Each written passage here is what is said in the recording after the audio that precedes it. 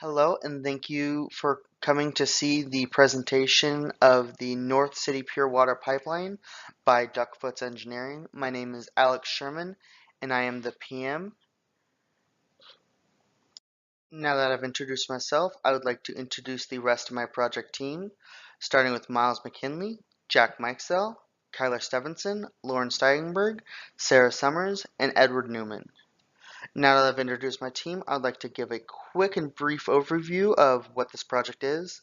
The North City Pure Water Pipeline is a filtered water project that is going to be piping water from a filtration station all the way to the Miramar Reservoir by going down Miramar Road and across the I-15, and then up finally into the Miramar Reservoir.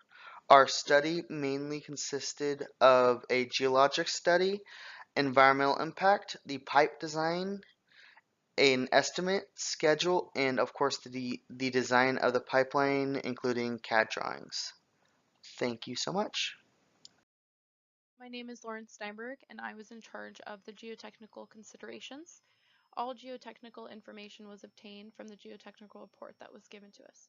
Information in the report identified 7 general areas of concern. First, soil contamination. One location was found to have a hydrocarbon type odor. It was not at a high enough level to cause alarm. However, further air quality monitoring around this location may be necessary during construction. On-site faults was the second. The proposed pipeline crosses 2 fault lines. However, they have low seismic activity, therefore they are not of concern during design. No major fault lines pass through the pipeline. Their studies indicate a low probability of liquefaction.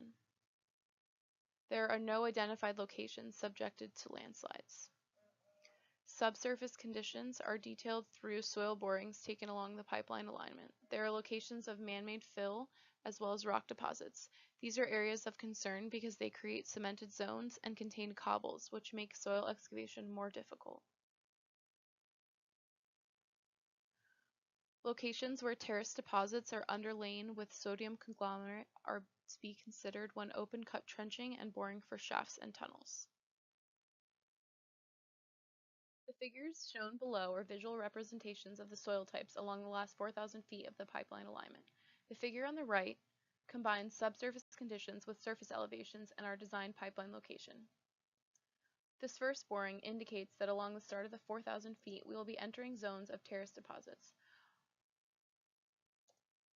Along the end of the pipeline, we will be entering zones with stadium conglomerate and harder drilling areas. We will also encounter some gravels and cobbles along the last 2 boring locations shown here. Identifying these locations helps us to understand what to expect during construction and to plan accordingly. Hi, my name is Sarah, and I was focusing on the environmental impacts of our project. The primary concerns that we were looking at were traffic, noise, air, and soil contamination. Secondary concerns that came up were biological, habitat, and cultural impact. Overall, we found that all of these had little to no impact on our project and would need little mitigation.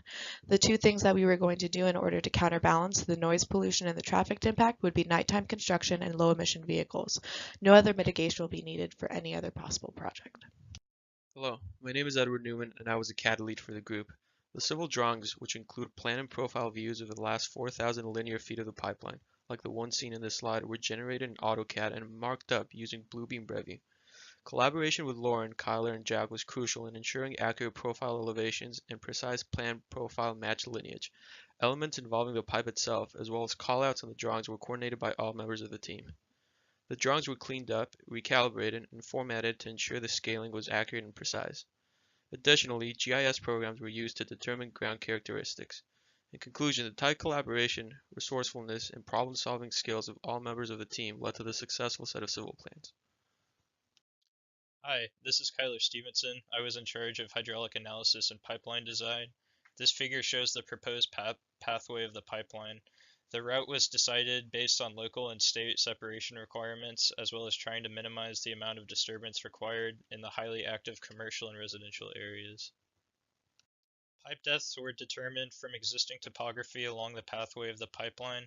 The constraints, as recommended by industry experts, required the pipeline to stay between a minimum of 6 feet and maximum of 30 feet deep. The portion of the pipeline that required tunneling under the Interstate 15 was allowed to reach a maximum of 37.5 feet. Other considerations for pipe depth included existing utilities that were explored through a SANDAG shapefile and the vertical separation requirement set by the state and county. The pipe material chosen was the standard American Waterworks Association C300 reinforced concrete pressure pipe.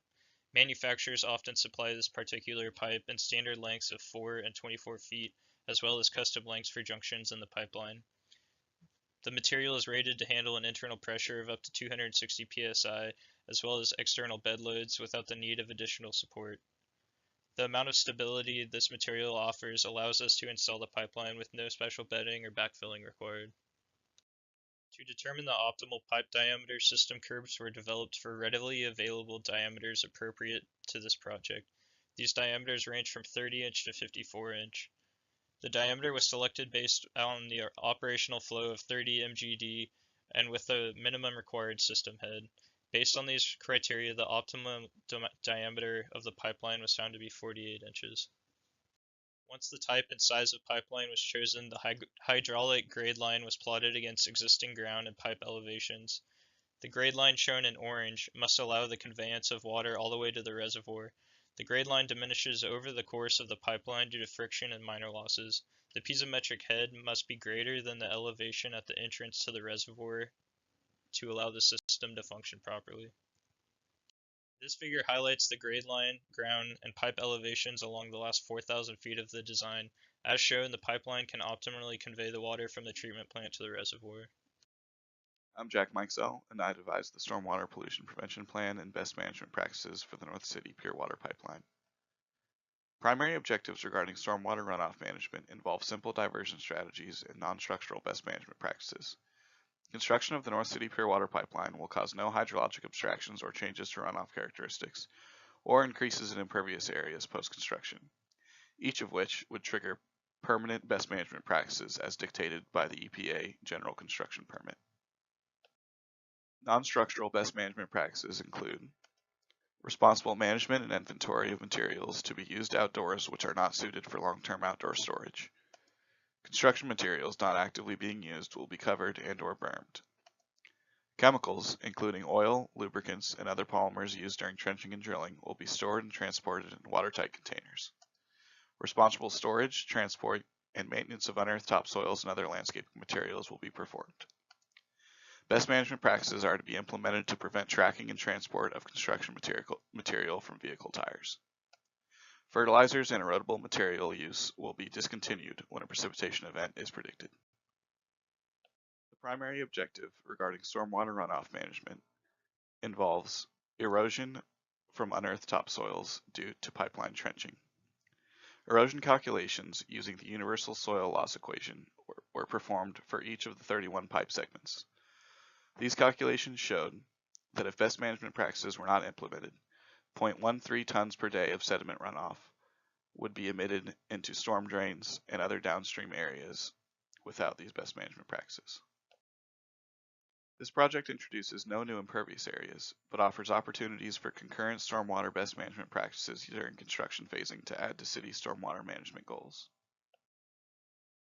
The Hoyt Park LID concept was selected due to its potential for stormwater capture stemming from its downstream location from drainage from Scripps Ranch Boulevard and Meadley Drive to the north, and the extent of Hoyt Park Drive to the east.